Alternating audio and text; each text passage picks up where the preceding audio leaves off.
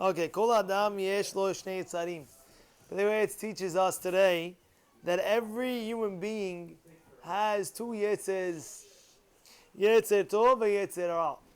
The rabbis teach us, Reshaim Yetzer Hara Shoftan. The Yetzer Hara, if a person, heaven forbid, is Rasha, who controls who? You know, you ever see a person, he's holding his dog. You know, you think to yourself, sometimes you see the dog on the leash, and the dog is really, in essence, walking the owner. Because look, the owner really tells the dog, what's his name? I don't know, give me a dog's name, huh? Lucky, huh? He does Lucky, whatever it is. He says, come over here. And what does he do? He runs the other way. But what? The owner automatically gets pulled away wherever the dog wants him to go. That is the same thing with a Rasha. Rasha, the Yetzer Hara, is having a leash over him. And the Yetzer Hara is pulling the Rasha wherever he wants to go. Oh, you know what? Today in the morning, okay, you know, I want you to do this Avera. And he pulls him this way.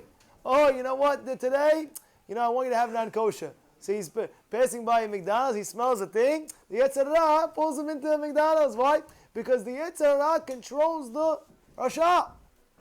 But I have a question for you. How was he able to do that? Anybody want to give me an answer? How was he able to do that? Mike, could you do me a favor? Could you close that door in the back? Because it's, how was he able to do that? You know what it is? I'll tell you. A person, there's something called regilut. What's regilut? And a person that constantly does something day in, day out, automatically he gets used to that. I'll give you an example. Nothing bad, nothing good. Take a coffee, right?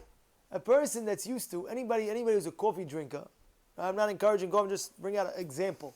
Anybody who's a coffee drinker understands that he's so addicted to the coffee, the second he wakes up in the morning, he's got to have his coffee, right? But before he started drinking coffee, it never happened like that. But now, he did it for so many months that it's impossible to go start his day without his coffee. Same thing with a cigarette. A guy has a cigarette. We're not encouraging cigarettes. Do not smoke. I'm telling you, do not smoke. But unfortunately, people, you tell them don't smoke, you have to make sure. But how did the guy get influenced? One time, he was a teenager. He was with the boys. Everybody was having a cigarette. And then everybody does it. You don't smoke? Hey, you loser. You don't smoke. And you're hanging out with us? Listen, if you want to hang out with us, you got to have a cigarette. So all of a sudden, the guy gets influenced. And Hazit, the guy, 17, 18-year-old, 16-year-old kid. 16-year-old kid, he takes his first puff. He's like, oh, he doesn't even enjoy it. Oh, he's coughing 15 times until actually he's able to. And then they teach him, you have to inhale, breathe in, and then he starts. But before you know it, he gets addicted, and then he's doing like the O's. You know the O, like you go, oh. You know what I'm talking about? He has an O, and then he knows how to blow the smoke through his nose. The guy's a pro. But what happened?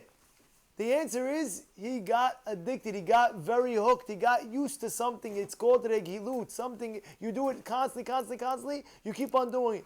And that's the same thing with the Yetzer Hara. What does he do? He makes you into a bad habit to do averot. I'll never forget what happened. I went to a barber shop. I was at a barber shop, and I'm getting a haircut, and there's another guy getting a haircut next to me. And I see a little boy, 15-year-old kid, this 14-year-old kid, and teenager. And I see he tells the barber, cut off everything. Cut off the side and the this and everything. Soon. And I'm sitting there, I'm like, maybe the guy's not Jewish. I have no clue. And the guy is doing. Maybe the guy's not Jewish. All of a sudden I see the woman. There's a lady there. It was his mother. And his mother's going like this, ya haram. She's hitting her head, ya haram. I was like, what's going on over here? I don't understand. I finished my haircut. I tell the lady, Mechila, are you Jewish? It sounds like you're Jewish. You're going hitting your head because you... He says, yes, I'm Jewish. So I was like, I don't understand. How do you let your son do a haircut like this? Asur gamur, deoraita, asur. She tells me, Rabbi, she looks at me. She says, Rabbi, what should I do? I said, what? He says, he's so off the derech. So off the derech, you can't even imagine. I say, listen, no problem. Baruch Hashem, we do these things, we do some kiruv, we bring them back. Abracadabra, huh? It's hard work, Albert. More abracadabra. So I said, I'll come back. I give him my number. Call me this, that. Make sure he knows this, that. I speak to the guy. You know how you have to act. Yo, what's up, bro? How you doing, my man? After he's finished the haircut, you know. I was like, what are you doing? He says, no, nothing much. I said, you know what? I'm going to bring dinner for you tonight. Me and you, we're going to sit down. We're going to talk. And of course, talk means I'm going to learn with him torah. Bring him into the religion. So I go there. I tell the mother, listen, tonight I'm going to come and teach your son this. And the son said, yeah, because he's so cool guy, this, that. So, okay, no problem. You're a rabbi? He's like, no. He's like, okay, come. No. You say you're a rabbi, they don't want you to come, huh? No, rabbi, come, I'm a friend. I'm a friend of yours. I go in. I'm teaching, I'm learning with him this.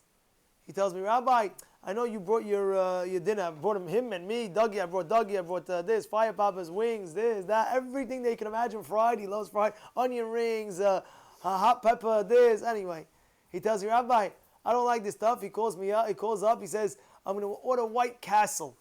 Say, sure, White Castle. White Castle, the non-kosher White Castle. I get the whole thing for 99 cents. What are you, crazy? He's like, Rabbi, I can't. I said, why not? I'm so used to it that I can't even spend to buy the kosher. Imagine. You see how the Yetzer got the guy? He owned the guy. He physically owns the guy. Now he tells him, this, that, I can't spend that, because he controls him. Why? Little by little, he gets the guy. And guess what? He doesn't even know now. He thinks that he's doing something right. Rabbi, Baal Tashchit, I can't spend more money. Asur there doesn't Torah to say, careful for your money, so I'm careful for my money. He thinks it's a mitzvah now, he's buying the non-kosher. Yetzer gets the guy crazy. This is the way he does. Because he has him on the leash. And that is the same thing with every Avirah. Sometimes you have a person, he's a blabbermouth, all day long, and he doesn't realize speaking Lashon Hara, Brechilut, Motzi Shem Ra. But however, he brings down Tzadikim, Yetzer Tov Shoftan. But if you're a tzaddik, you get so used to the Torah and the mitzvot that you start loving it. A guy comes over to me and says, Rabbi, I can't have kavanah in my tefillah. You know why? Try it. Birkat HaMazon, I can't have kavanah. Try it. Try it for 2 months straight. I guarantee you it'll be easy, much easier. It becomes natural. A guy waking up in the morning tells me, Rabbi, I can't wake up in the morning. What should I do? I say, try it every morning for 2 months. You'll see. Every single morning, you'll be able to get up like this, like clockwork. It's an automatic thing. It's like an automatic alarm clock. You start waking up automatically. But what's the problem? A person has to get, in the beginning it's going to be tough. In the beginning it's going to be hard. And I'll end off with this. One time, I was in shul on Avenue M and East 5th. I'm in the shul over there, Avenue M and East 5th. And I see a rabbi, big rabbi from East Sahel. He has an organization called Shalhevet. And he comes over to me. He's collecting for his organization. I gave him some money. And then I start talking to him. Every word, So what's going on? Talk. I'm thinking, like, why you talk? Finally, he tells me, I invite him to my house for dinner. And every time I'm asking him a question, three, number two. I was like, I understand. How come you can't quote that? How come you don't talk? He says, I don't talk unless it's divrei Torah. If it's divrei Torah, I talk. If it's not divrei Torah, I don't talk. I was like, how did you get on such a level? He said, I'm so used to it for so many years that it became natural to me. So therefore, when you automatically ask me something and it's not Torah, I don't answer. Because it's not Torah. Nothing could come out of my mouth because it's not Torah. Why? Because he trained himself. He did it so often that it comes automatic. And that's the same thing with Zvot.